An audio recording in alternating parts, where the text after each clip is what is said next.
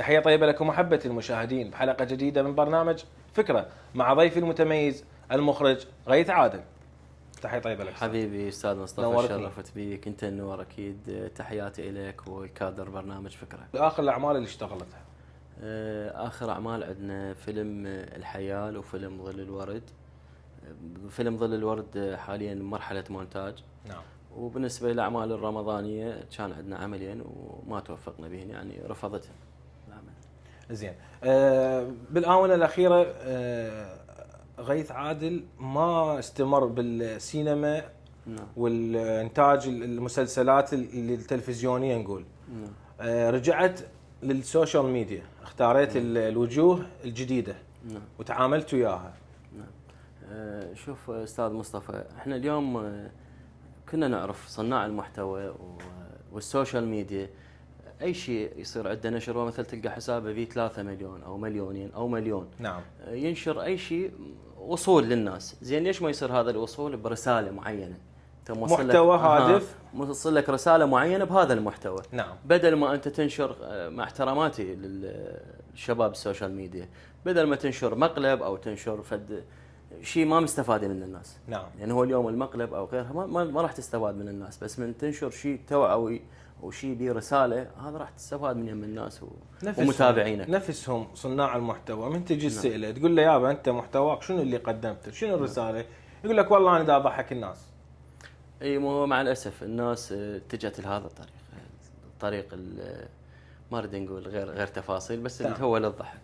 يعني هو ما استغلوا، انت تحكي ما استغلوا الموضوع بقدر الامكان هو يكون توعوي، رساله واصله بي. لان انت اليوم السيد العارفين اليوم تباوع مسلسل او تباوع فيلم سينمائي، شوف هي يعني القصه كامله قدامك، رساله واصله بها، موضوع توعوي. اليوم الحرامي راح ونهايته وين؟ نهايته سجن او قتل. نعم. الناس هاي وصلت توعوي، شيء توعوي للناس بهذا الموضوع. ما يعني راح يطب بهاي التجربه، ما راح يخوضها لانه هو شافها بعينه، فراح يستفاد من هاي التجربه اللي راح جاي يشوفها. صح. بينما للسوشيال ميديا خلينا نقول مثل ما نقول جاي يباوع على مقلب ويضحك عليه وراها. انتهى الضحك، انتهى هذا، راحت الرساله وضاعت. انت وين رسالتك بالمجتمع؟ وين الرساله؟ وين المحتوى اللي جاي تقدمه؟ نعم. رمضان السابق نعم السينما والدراما العراقيه انتجت ما يقارب 22 الى 24 عمل. نعم. مسلسلات مختلفه. شنو كان تقييمك كاخراج الها او نظرتك كثره الاعمال بالوسط؟ شوف هو نظره ايجابيه طبعا. اليوم انت من تشوف اكو التفاته حقيقيه من الجهات المختصه، من انتاج افلام سينمائيه، من اعمال تلفزيونيه، دراما. بس اليوم الشغل الصح نريده. بينما انت ستحكي مثلا خلينا نقول 15 عمل، 15 عمل احنا طالعين ب4 اعمال 5 اعمال زينه والباقي هو المهم عدد لو المهم نوع؟ والله هو لازم المفروض نوع على مود تستفاد من يمه. زين احنا عندنا شحه مال فنانين؟ لا بالعكس، عندنا معاهد الفنون جميله، كليه فنون جميله، اكاديميين هواي، عندنا مواهب كل شهور. ليش بدنا نختار اعلامي، مطرب، فاشينيستا، تيك توكر؟ شنو ذولا يدخلون ويا المسلسلات ويا الاعمال ويا شنو دخولهم؟ والله هو يعني اكو نزلوا مثلا مطرب او تلقى شاعر او تلقى من السوشيال ميديا، مو غلط اذا نزل واحد منهم، بس الغلط نرجع لسؤالنا ذاك السابق، الغلط اذا ما بداخله موهبه واجيبه اخليه ممثل. اوكي هو يفرض نفسه. صارت عندنا تجربه من دخل مطرب مثل عمل مال بدون ذكر اسماء. نعم. عمل من الاعمال شفناه ممثل قدم رساله، وكذلك هم اكو مطرب قدم مسلسل من المسلسلات راحت فشلت المسلسل، فشل المسلسل وهو نعم. فشل وكل فشلت. زين. الاعمال نعم تتصور نعم قبل فتره ويختارون فنانين تنصرف عليها ميزانيه وتوصل الى مرحله العرض بالفضائيه واتفاقات وفلوس وميزانيات وصرف، تجي تنعرض برمضان بسبب خطا بسيط العمل يؤدي الى ايقاف تماما من العرض، مشاكل هاي تنعرض على اللجان قبل ما يتم استخراج هالقنوات. لو ما عندنا هاي اللجان احنا والله اللي اعرفه اني نقابه الفنانين تنعرض عليها النصوص قبل قبل التنفيذ نعم. تنعرض على نقابتنا، نقابة الفنانين العراقيين، تنعرض عليها النصوص، وبعدها بعد ما يتم التنفيذ ينعرض عليهم الأعمال. إضافة لذلك القناة التلفزيونية أو الجهة المنتجة للعمل ينعرض عليها. بس أنت تعرف أكو أعمال توقفت، يعني مثلا صارت بها مشاكل، مثلا جوانب من عدم مشاكل عديدة. فنية، إيه لا إيه مشاكل تخص عديدة. المجتمع. اي تخص المجتمع، أي. بها جوانب يعني متعددة، فأخذت غير مجرى يعني. نعم. ما كانوا متوقعين، لا الشركة المنتجة ولا القناة نفسها متوقعين بأن هاي راح تتجه لهيك اتجاهات. ليش نجح عمل الجنة والنار مع العلم وما انعرض برمضان؟ الجنة والنار لامس أشياء اجتماعية يعني، وفنانين أستاذ سنان ولا بقية الشباب انطوا روحية بهذا العمل يعني، وشيء مختلف وتوفقوا به الحمد لله.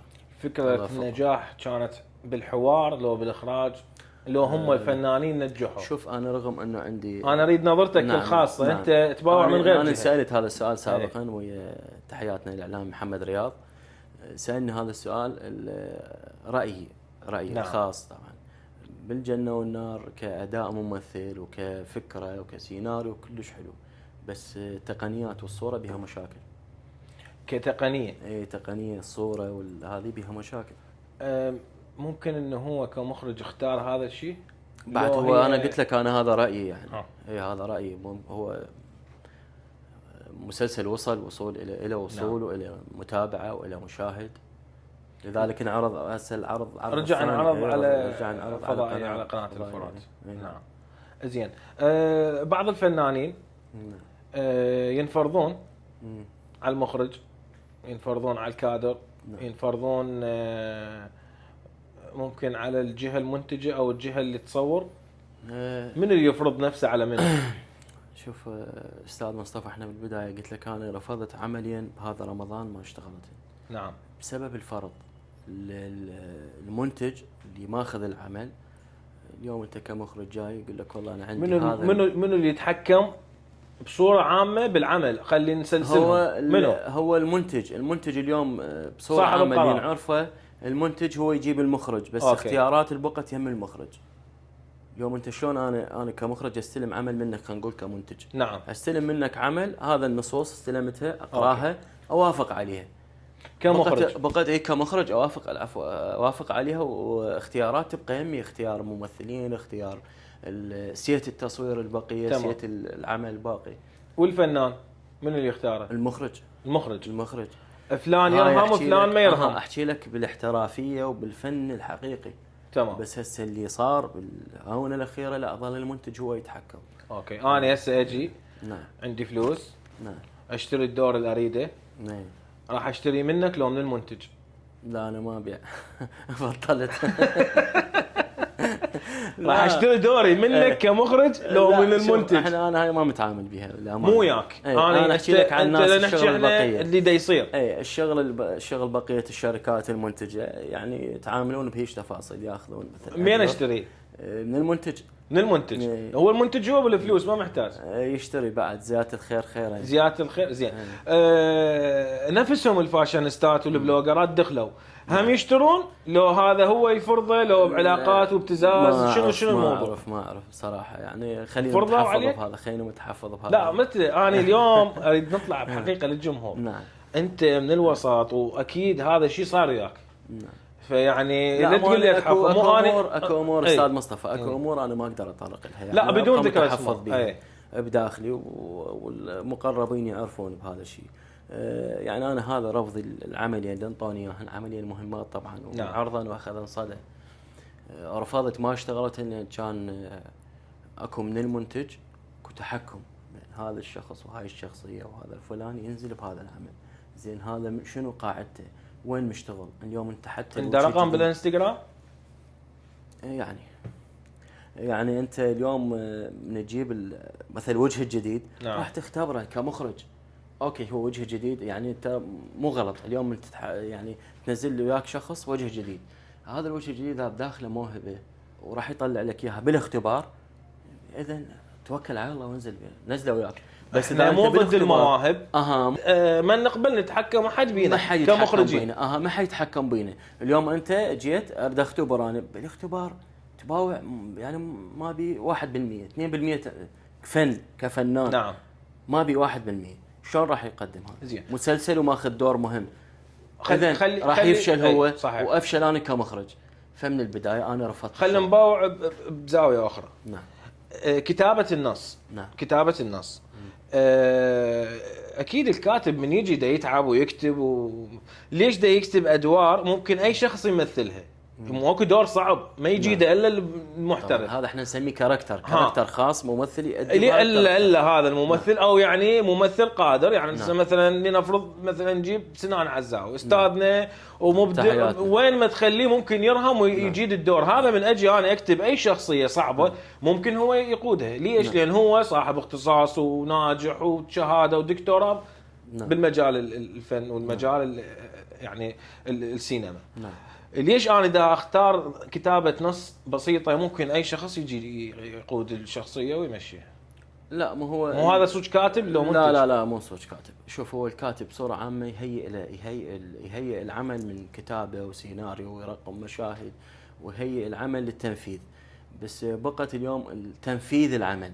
زين. انا ككاتب مثلا دور هذا الشخصيه صعب كلش، بس هو سهلت له باجواء التنفيذ.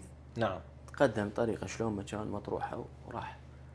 ماكو احترافيه. ماكو احترافيه، بس هو الكاتب المسكين كاتبها باحترافيه وكاتبها الدور صعب. لا يم الخطا يمك لو يم من وين الخطا؟ لا مو يم المخرج المشتغل العمل.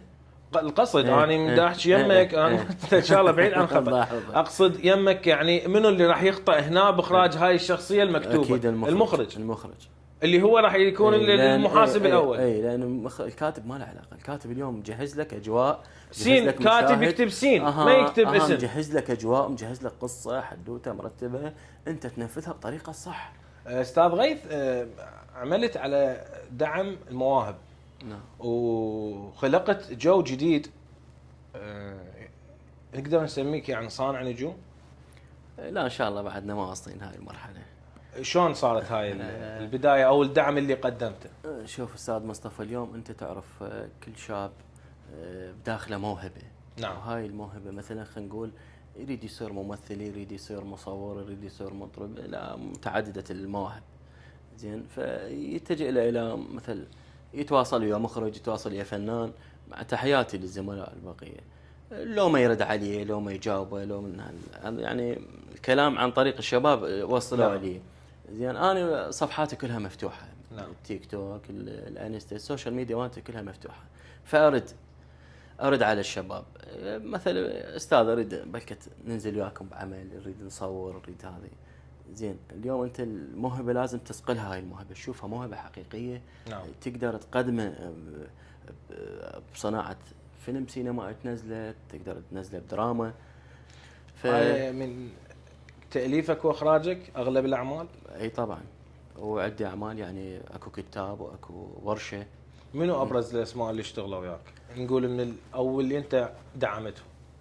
لا بصراحه اكو شباب يعني مثلا او جوك جاهزين محتاجين نظره مختلفه من يمك. مثلا تحياتي العقيد ماجد. نعم. فنان ممثل وعنده روحيه كتابه يعني. نعم. فانا شلون صرت داعم له من هذا الجانب. كتب كثير من الاعمال وانا نفذتها. زين. هذا بالنسبه للكتاب؟ بالنسبه للكتاب. وبقيت الكتاب تحياتي لهم اللي ما ذكرت اسمائهم يعني. اللي لا بالنسبه اللي اشتغلوا كفنانين يعني مثلوا العفو.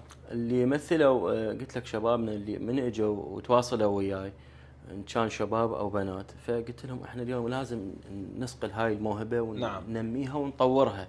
لان اليوم ماكو انت تقول لي انا اريد اصير ممثل، اي تعال اوقف قدام الكاميرا وقدام الاضاءه ادي. هذا مستحيل.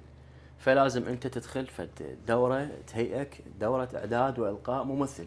تدخل هاي الدوره تنميك وتطور من الامكانيات اللي عندك، وبعدها تنزل باعمال متعدده. فلما دخلت وياهم خضنا تجربه دوره سريعه ورشه تهيأوا عندنا ما يقارب 20 الى 25 بين شباب وبنات. ربي يوفقك. الله يحفظك. هذول هسه شبابنا جاهزين يخوض اي عمل سينمائي ولا تلفزيوني، من بطوله الى دور ثانوي الى. داورت الادوار بيناتهم صوره صحيحة.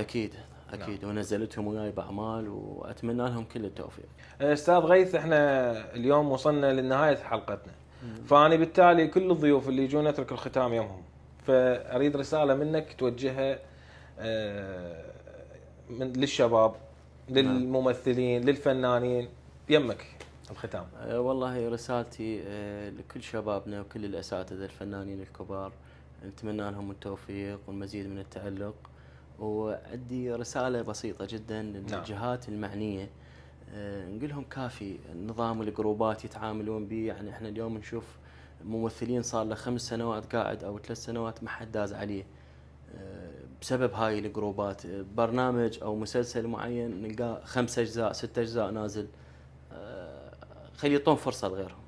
نعم، شكرا لك. الله يحفظك. شكرا، ولد حبيبي استاذ.